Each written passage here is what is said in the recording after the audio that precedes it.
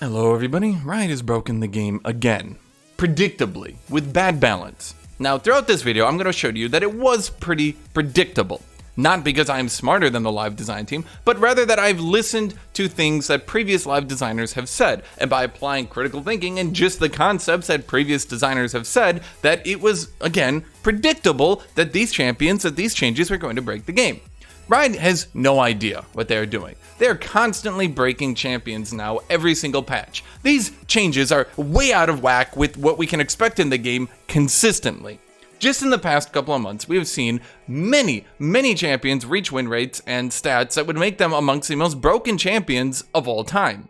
Just to name 3 examples, Wukong, Taliyah, and Bel'Veth have all reached win rates, pick rates, ban rates that would put them amongst the highest of literally all time of 12 goddamn years of League of Legends existence. What are these concepts that we can use to judge how a champion would be broken just using some critical thought? I have written this list here, and throughout this, I'm going to use this to explain what's going on here. To show you now how these champions have been broken, we have 3. Gwen, Sivir, and Master Yi. Let's look at Gwen. Gwen right now is 53% win rate at Masters Plus, although low games played. 52% at Diamond 2, high 51% at Diamond, mid 51% at Platinum. This champion, although the games played on the first day are low, we can see she is reaching a clear, consistent pattern of going considerably up in pick rate and win rate until Masters. This would paint her as broken. We don't need to explain Master Yi. With a 53% win rate at Platinum and a 6% win rate at all ranks, he is clearly extraordinarily broken. Sivir is a 53.99% at all ranks, a 53.42%, up to a 53.4% at Diamond with the highest pick rate. We have 3 champions who are considerably broken. Now, how can we use these concepts to see that this was fairly predictable? Let's talk about this. At all ranks, we can see as of last patch, Master Yi had a 49.63% win rate. Power budget is generally how much power can you put into a champion's kit. When you want to gauge the power budget of a champion, you need to start thinking to yourself, how much win rate does each change give? And you need to fairly gauge where a champion should be. A champion should be around a 50 to 51% win rate if they're fair. Obviously, some champions are lower, some champions are much lower, and some champions can be much higher. Master Yi, as an example, can fairly be at 52 to 53% win rate at all ranks. That would actually be fair. So, Master Yi had around a 3 to 4% win rate increase that he could fairly give. These changes, all of them, could be 3% win rate on their own. 2 to 3%, every one of these, and there's 3 of them. Let's talk about this. His attack range is going from 125 to 175. That alone, right there, is an absolutely massive change for a melee champion. That alone could give basically any champion in the game up to a 3% win rate increase. His power budget that he had, using this concept right here, is already absolutely massive. But we go on. We go on to other changes. And I want to show his Q change right here because this one is absolutely massive. And I think that you really need to see this to understand this one in a fair way, okay? So his Alpha Strike, instead of going right in front of opponent, can I go left? Can I go right? Can I go behind them? Can go in any direction he decides. Here's the thing. Removing counterplay is a substantial win rate increase.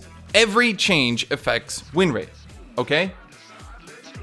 So when we have a champion who only has a power budget for maybe this base stat, which by the way is stupid, 175 range on a melee champion, we agreed, right? We all agreed. We came together and we said, if you're a pure DPS melee champion, you should have 125 range. That is the agreement we had between us. But this Alpha Strike change, in addition to that, does something so absurd. I think you guys really need to see this to understand this, okay?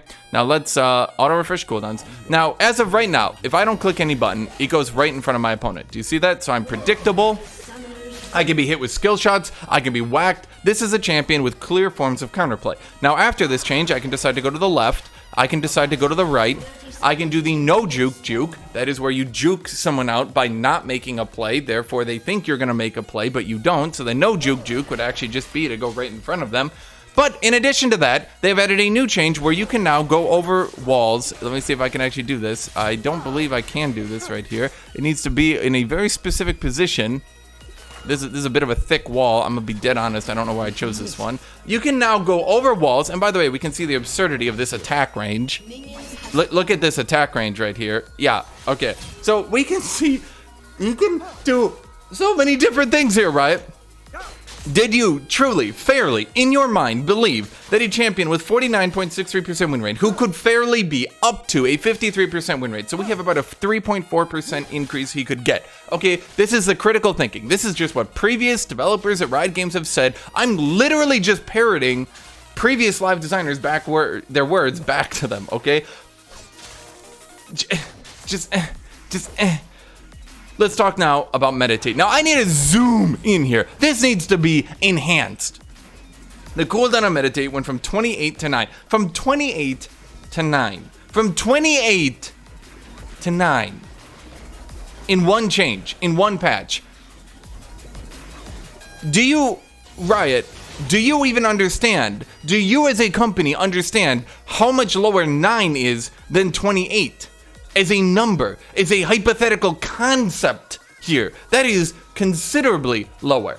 Now, for the most part, this video is going to be focused on Master Yi, because Sivir and Gwen are going to get a little bit more abstract, okay? But this is so goddamn unbelievably obvious. I literally, in my brain, cannot process this. The mana cost went from 50 to 40 plus 6% mana per second. Now, for those of you who are thinking here, that 6% per second does not include the 40. It is 40 flat and then 6% per second. Does everybody understand this? That's not that much in reality. At a considerably lower cooldown and a mere 40 mana to tap it on and off, this is a very large buff to this ability. But then, for the first 0.5 seconds of meditate, you get 90% damage reduction. 90%. In addition, for 0.5 seconds after meditate ends, you then keep the damage reduction on meditate. Let's go into this. Removing counterplay is a substantial win rate increase, and every change affects win rate. By removing the counterplay of stunning Master Yi, then instantly bursting him, you have given him a substantial win rate increase. By giving him 90% damage reduction for 0.5 seconds, you have removed a large amount or I should say, you've added a large amount of this counterplay. If Master Yi sees an Annie's fireball coming at him, he can tap meditate. He basically takes no damage from the fireball. Annie can't burst him for 0.5 seconds because he'll keep the 90% damage reduction or even the 60% damage reduction. And then what? So so much counterplay has been removed from this champion. But can we talk about the 40 mana cost? Because here's the thing, Riot. You seem to assume that this 40 mana cost I should say the 6% mana per second has kept him from spamming it. But at a 9-second cooldown, he can get 90% damage reduction for 0.5 seconds by doing this. Yes, he doesn't need to sit in it. He keeps the damage reduction. Do you realize this, Riot? 40 mana does not stop this, and he can do this every time he gets a takedown with Highlander, or potentially just 9 seconds. This is not a lot of mana. Now, do you truly believe, as a company that is getting paid for this job, did you truly believe that this champion was not going to end up like this? Did you truly believe that? Now, yes, obviously, at the higher ranks, his win rate does not go insane. I mean, it does continue to go down, and eventually he does end up balanced at Masters Plus. But when you're telling me only the very best players in the game are not being crushed by Master Yi, you fucked up. 90% of the player base is getting absolutely obliterated by Master Yi. So, once again, this was predictable. If you nerfed his late game, if you reduced the attack speed from his ultimate in the late game, if you reduced his attack speed per level, his damage per level, if you reduced some of his scaling, something, that would help. Early game is better at the high ranks, late game is better at the low ranks. He needs to be nerfed at all ranks right now. So, you could have nerfed his late game and tried to avoid some stuff like this. You could have nerfed it, but you didn't. And this was overall predictable. Okay.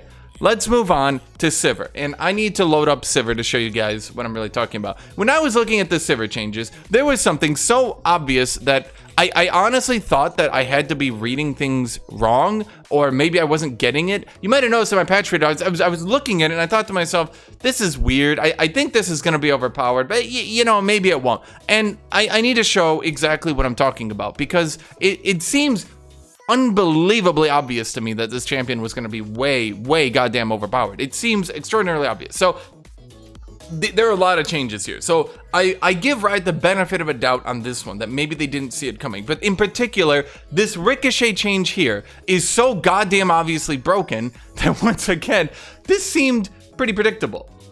Now, let's talk about Sivir for a second. Now, if we look into last patch, Plat Plus, Sivir was sitting at a 48% win rate. So once again, we had a champion who could maybe get 1.5 to 2% win rate without being overpowered. And I think that would be fair, right? So what did they do? They did all these changes, but in particular, there was one that just seemed really strong. And I'm gonna show you it right now. Welcome to Summoner's Rift. Do you see it?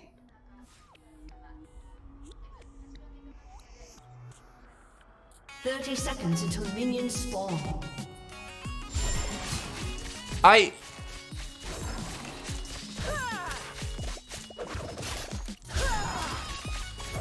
Let me math this out for you. The AD ratio on this ability goes from 30% to 50%. Even though it can only hit a target 2 times, this means that Sivir, with Ricochet active, gets what I'm going to call an absolutely absurd amount of AoE teamfight damage. Now, here's the problem. When we combine this with her ultimate, and I really want to show you guys this, when we combine this with her ultimate,